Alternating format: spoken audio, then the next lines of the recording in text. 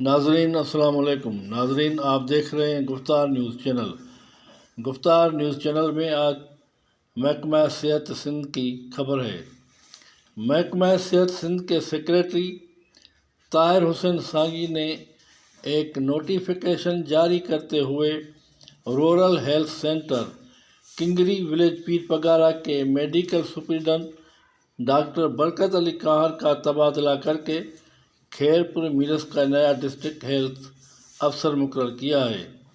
سابق D H O doctor مسرور الحسن شاہ کی وفات کے بعد ڈی ایچ او کی پوسٹ خالی تھی، جس کو مد نظر رکھتے ہوئے محکمہ صحت کی جانب سے ڈاکٹر برکت علی کاہر کو ڈی ایچ او خیرپور مقرر کیا گیا ہے، جس نے اپنے عہدے کی چارج سنبھال کر کام شروع کر دیا ہے۔ باخبر ذرائع سے معلوم ہوا ہے کہ سندھ کے مختلف اضلاع میں مقرر ڈی ایچ او کے رد و بدل کا بتایا گیا ہے۔ خاص طور پر لاڑکانہ ڈویژن سر فہرست ہے۔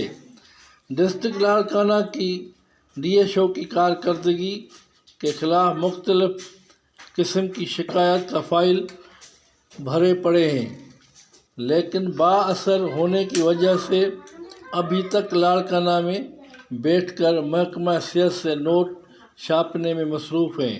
عوامی صحت اور رورل ہیلتھ سینٹروں اور دیگر سہولیات سے عوام کو محروم کرنے میں ڈی ایچ او لاڑکانہ کا نام صف اول میں شمار کیا جاتا ہے اور ڈی ایچ او کی کارکردگی زیرو نظر آ رہی ہے، جس کی وجہ سے دیہاتی علاقوں میں عوام میں بڑی بے چینی پائی جاتی ہے۔